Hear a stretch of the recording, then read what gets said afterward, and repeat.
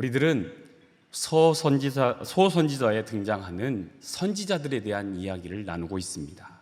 오늘은 요나 선지자에 대해서 이야기를 나누고자 합니다.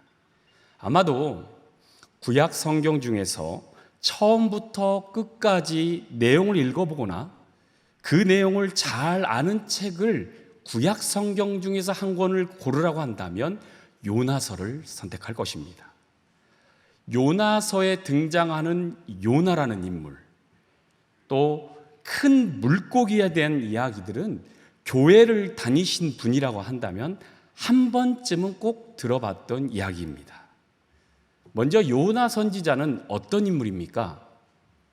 요나는요, BC 8세기경 여로보암 왕 2세 때 활동한 선지자입니다.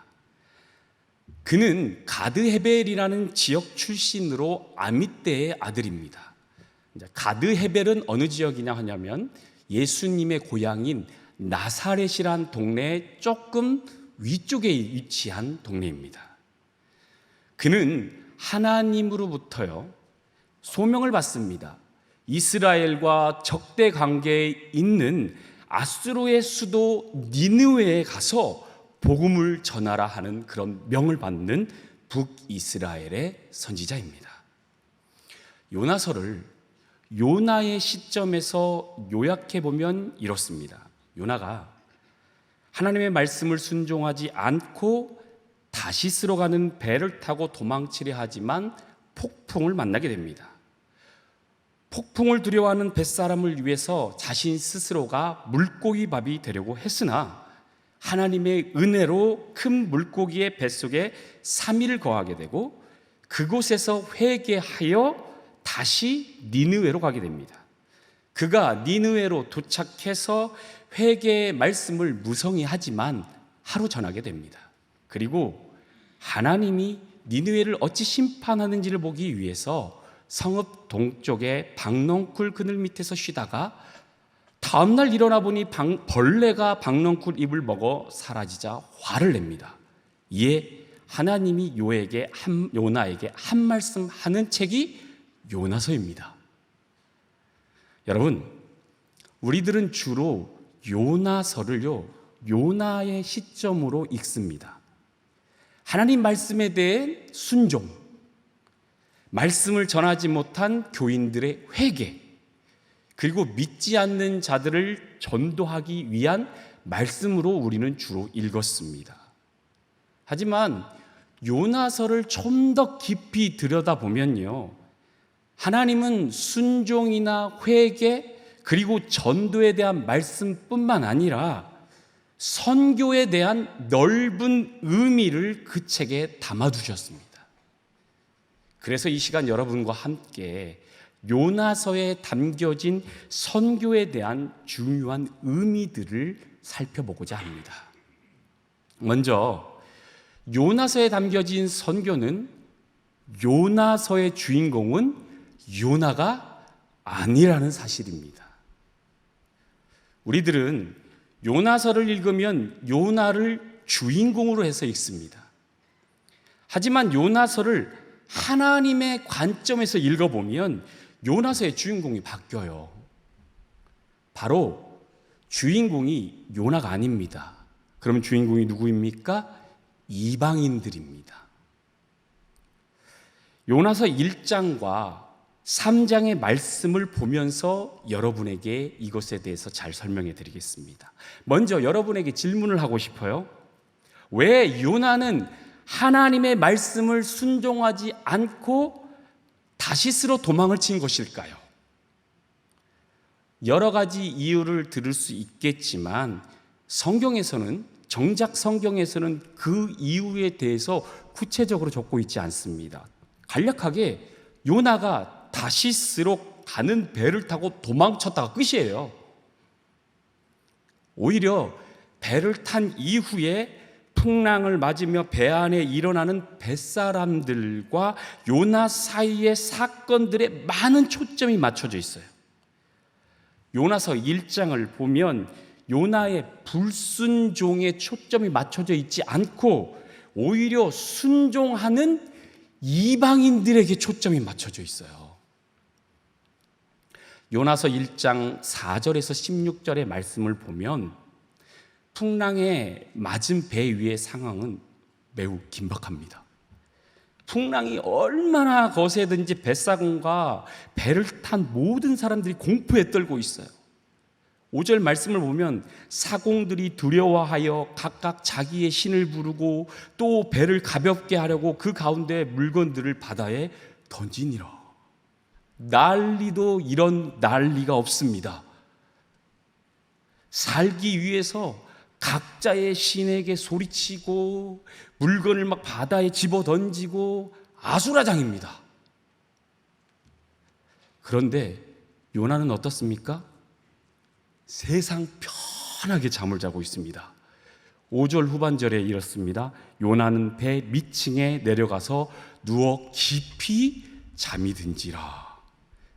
그냥 잠을 자는 게 아니라 깊은 잠에 들었다고 합니다. 이 모습을 본 선장은 머리끝에서 화가 나서 한마디 합니다. 6절이에요. 자는 자여 어찌함이냐? 일어나서 내 하나님께 구하라. 혹시 하나님이 우리를 생각하사 망하지 아니하게 하시리라 하니라. 아멘 안 해주시네요.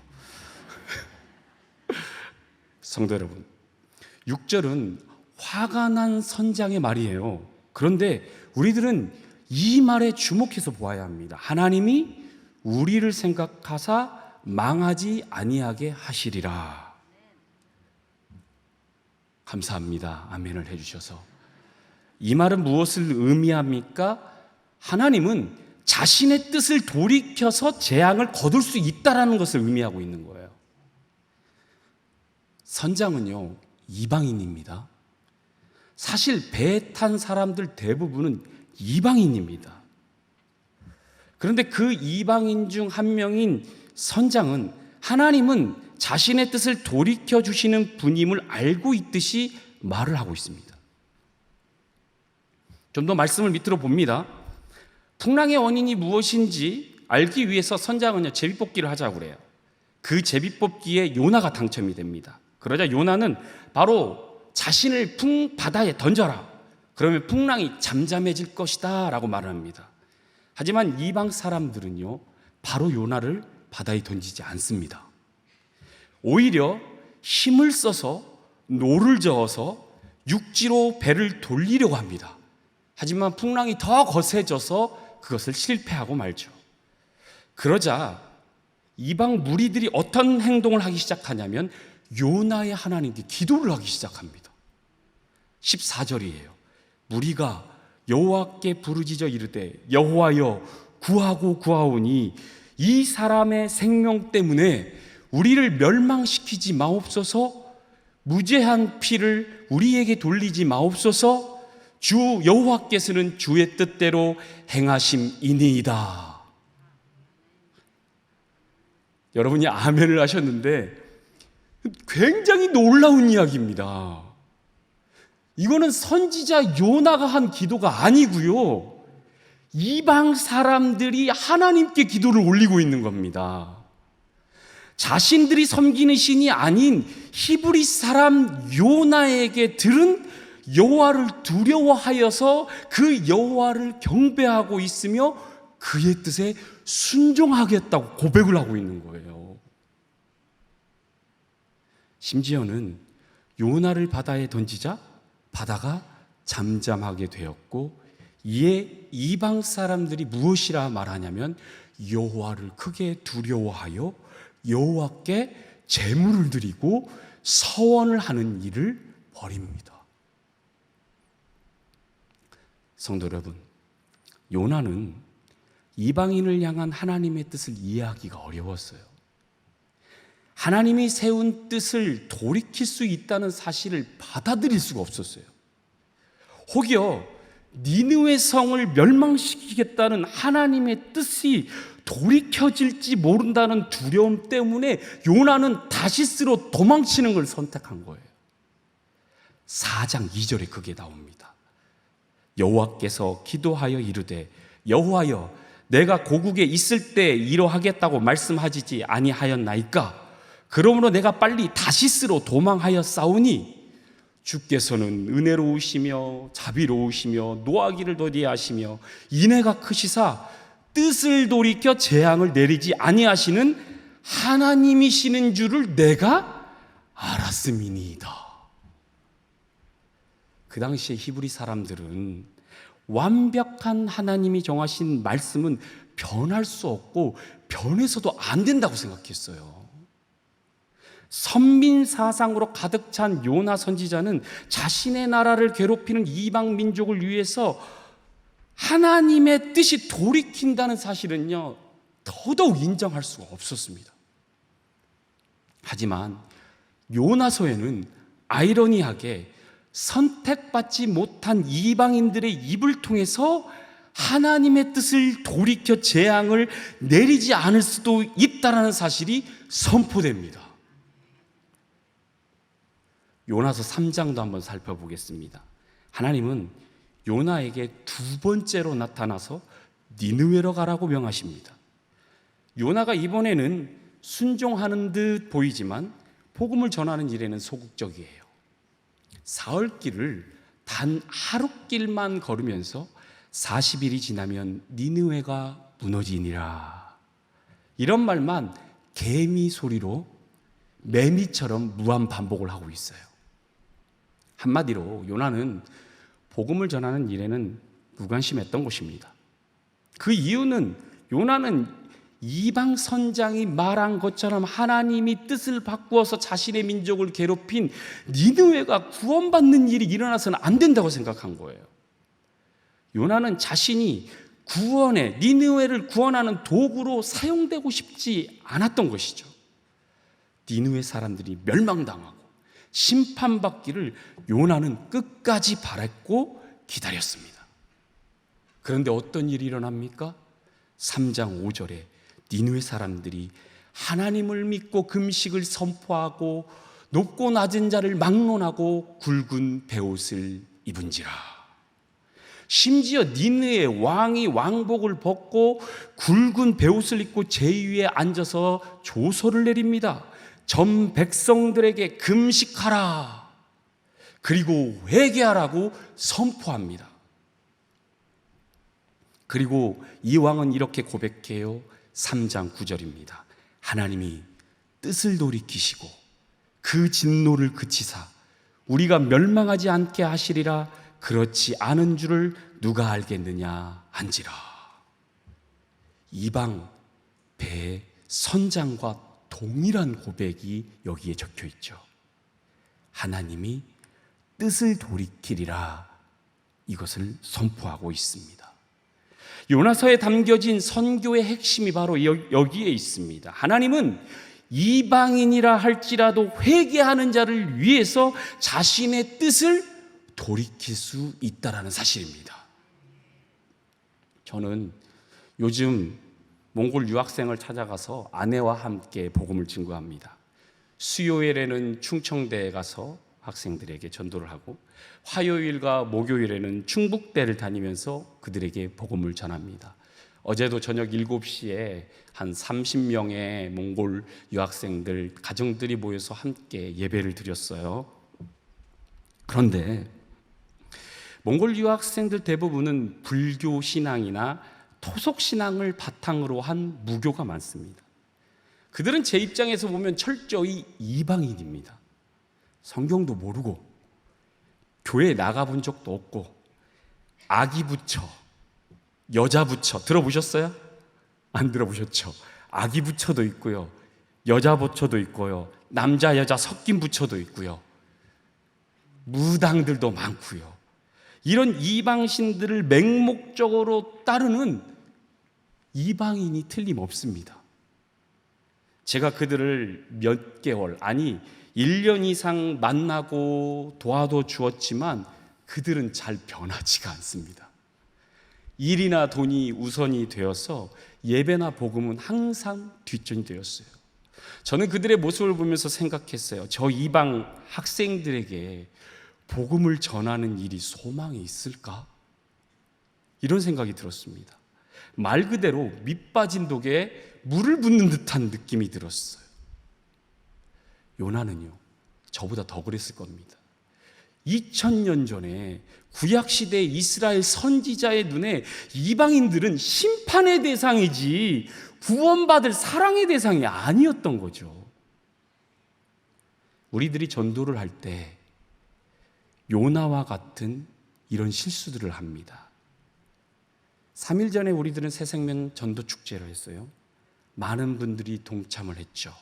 새신자가 335명이 오셔서 참 감사한 일이었습니다. 하지만 우리들은 종종 복음 전도를 선택적이면서 제한적으로 할 때가 많습니다. 복음을요, 가족이나 지인으로만 제한해서 전하곤 했습니다.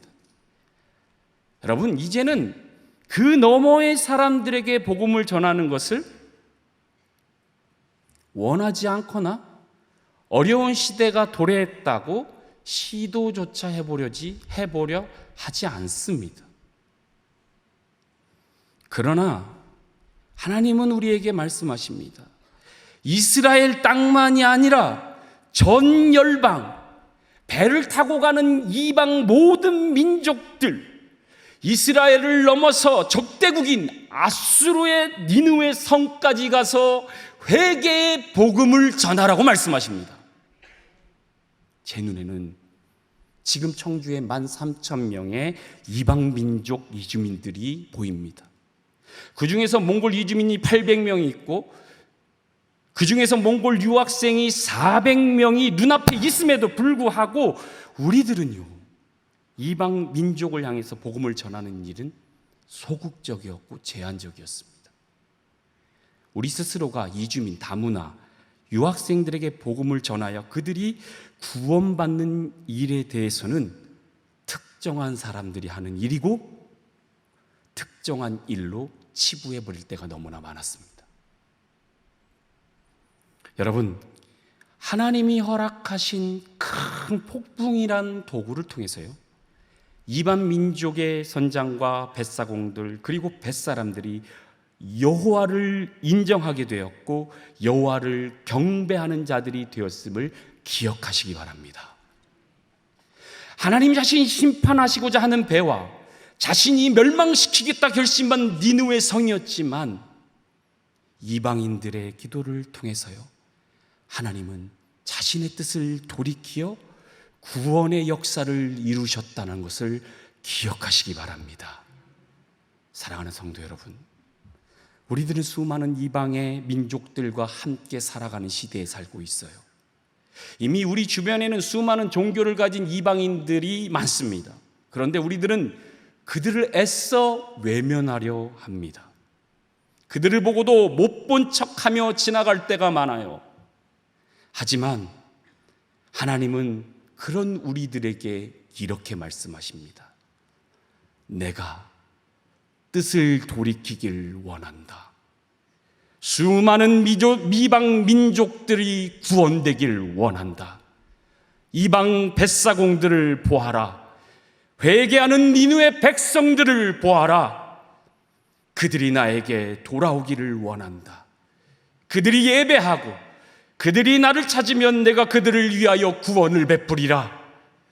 그들과 함께 거하라. 그들과 함께 예배하라. 다음으로 요나서에 담겨진 선교는 하나님이 선교를 하셨다는 사실입니다. 요나서는 하나님의 선교를 가장 명확히 보여주는 책입니다. 하나님이 직접 선교를 계획하셨고 실천하셨다는 내용이 담겨져 있습니다. 하나님은 말입니다, 선교지와 선교의 대상을 직접 계획하십니다. 그리고 그곳에 선교사를 보낼 사람 요나를 손수 정하셨어요. 하나님은 니느웨를 선교지로 정하셨고 그곳에 살고 있는 이방 사람들을 구원하시겠다는 계획을 가지고 계셨죠. 요나서 1장 2절과 3장 2절을 잘 보세요. 너는 일어나 저 큰 성읍 니느웨로 가서 그것을 향하여 외치라. 그 악독이 내 앞에서 상달되었음이니라 하시니라. 일어나 저 큰 성읍 니느웨로 가서 내가 내게 명한 바를 그들에게 선포하라 하신지라. 여호와 하나님은 요나에게 명하십니다. 내가 니느웨를 구원하길 원한다. 그들에게 복음을 전하여 그 땅에 사는 이들을 회개시켜라. 내가 그 민족을 구원하길 원한다. 그러나 요나는 이것을 용납할 수가 없었습니다. 종교적으로 타락하고 죄악이 가득한 그 도시 니느웨와 하나님을 알지도 못하는, 선택받지도 못했던 이방 교도들을 구원하라는 하나님을 이해할 수가 없었어요. 요나는 니느웨가 저주받기를 원했죠. 구원을 베풀거나 자비를 베풀 그런 사람들과 도시가 아니었기 때문에 그렇죠. 하지만 하나님은 요나의 생각과는 정반대의 결정을 하십니다. 니느웨를 선교지로, 이방인들을 선교의 대상으로 삼으십니다. 성도 여러분, 하나님께서 하시는 일은 우리의 이해나 한계를 뛰어넘습니다. 특별히 하나님의 구원의 역사는 우리가 제한할 수가 없어요. 그럼에도 우리들은요, 끊임없이 하나님의 구원의 계획을 제한하려고 합니다. 우리의 지식과 이해의 범위 안에서 하나님의 선교 계획, 하나님의 구원 계획을 가두려고 하죠. 여러분, 우리들은 성령 하나님을 제한하거나 가두어서는 안 됩니다. 우리 성령 하나님은 제한이 없고 무궁하시며 전능하신 분이시기 때문에 그렇습니다. 예수님 역시 성령을 모독하는 죄가 가장 크다며 성령의 역사를 제한하는 일을 경계하시고 계십니다. 성도 여러분, 성령의 인도하심에 순종하시길 바랍니다. 그분이 여러분에게 하시는 말씀 따라 사시길 바랍니다. 성령님은 창세전부터 구원을 계획하셨고 우리를 직접 인도해 주셨던 분이심을 믿으시기 바랍니다. 요나서 4장에서 나오는 요나는요, 그늘을 만들어준 박농쿨을 벌레들이 갉아먹어 뜨거운 바람과 머리에 해가 비치게 되자요, 하나님을 원망하면서 죽어버리겠다고 합니다. 이에 하나님은 이렇게 말씀하십니다. 오늘 말씀이에요. 4장 10절 11절이에요. 여호와께서 이르시되 내가 수고도 아니하였고 재배도 아니하였고 하룻밤에 났다가 하룻밤에 말라버린 이 박농쿨을 아꼈거든. 하물며 이 큰 성읍 니느웨에는 좌우를 분변하지 못하는 자가 12만여 명이요 가축도 많이 있나니 내가 어찌 아끼지 아니하겠느냐 하시니라. 이 말씀은 모든 생명의 주체가 하나님의 자신임을 보여주는 말씀입니다. 선교의 주체는 요나가 아니라 하나님 자신임을 알려주고 있는 거예요. 하나님 자신이 선교지와 선교의 대상자를 정하는 주체라는 말입니다. 제가 대학생 때 CCC라는 선교단체에서 전도를 이렇게 한 적이 있었어요. 보통 순모임이라고 해서 순장님과 순원들이 이렇게 짝을 이어가지고 캠퍼스 곳곳을 다니면서 전도를 이렇게 했었습니다. 하루는 이제 사역리를 가지고 와서 소책자를 가지고 캠퍼스를 이렇게 돌아다니다 장의자에 있는 2명의 학생을 이렇게 발견하게 되었습니다. 한 명은 범생이 스타일의 학생이었고 한 명은 조폭 스타일의 학생이었습니다. 저는 마음속으로 순장님이 조폭 스타일, 나는 범생 스타일을 전도해야겠다 마음을 딱 다짐했는데 갑자기 순장님이 범생 스타일로 훅 가시는 거예요. 그럼 제가 어떻게 해요? 저는 속으로 가는데도 이렇게 생각했습니다. 난 죽었다. 저 학생은 아마 전도지를 찢어버릴 거야. 아니, 아마 저 학생은 내가 전도를 하는 그 순간 나를 때릴 거야. 그러면서 나를 쫓아낼 거야. 겁난다. 어떡하지? 별의별 생각을 다 하면서 문신이 있는 조폭 스타일의 학생 옆에 딱 앉았습니다.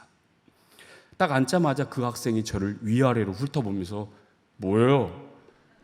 정말 그때 그 표정이 잊어버리지 못해. 뭐예요? 딱 하는데 소름이 쫙 돋았습니다.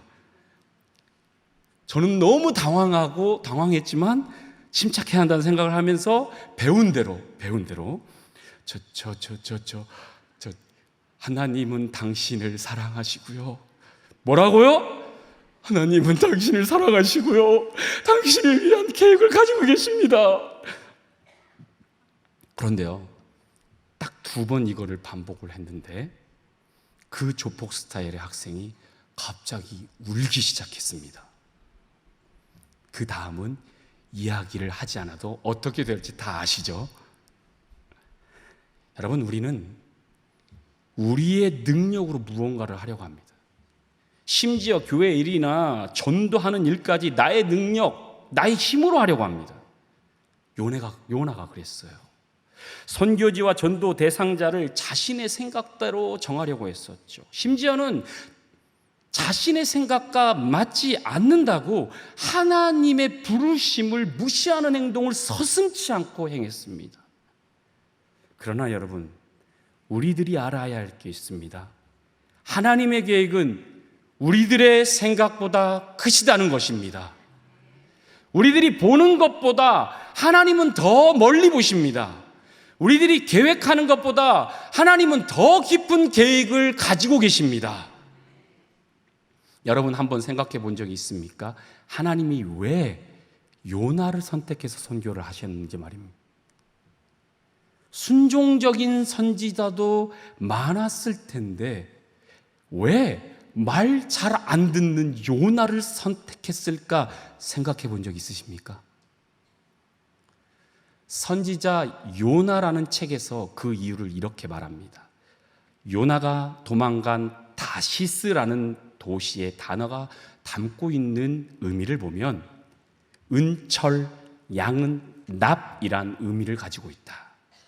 이것을 은유적으로 해석하면 요나가 다시스를 가는 것도 그가 선택한 것이 아니라 여호와 하나님께서 그렇게 하신 것이다. 다시스라는 재련소에 그를 보내어 달구고 두들기는 재련을 받게 하려는 것이다.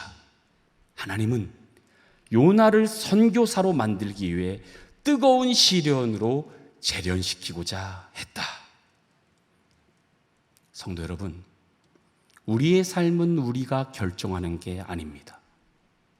우리들의 삶 속에 이루어지는 모든 삶은 어찌 보면 하나님의 선교를 이루기 위한 과정에 지나지 않습니다.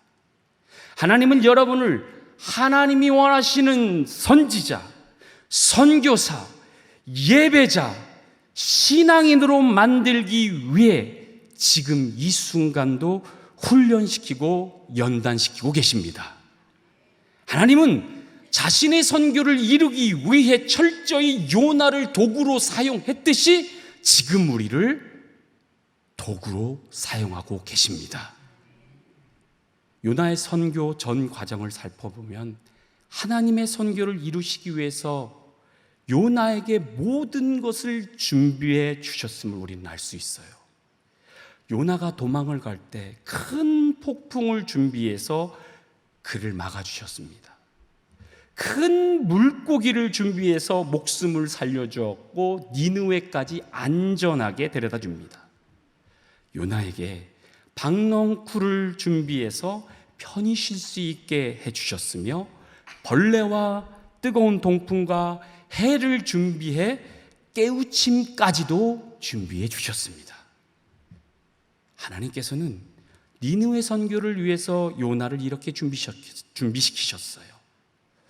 또 그 선교를 이루기 위해서 철저히 주도하셨습니다.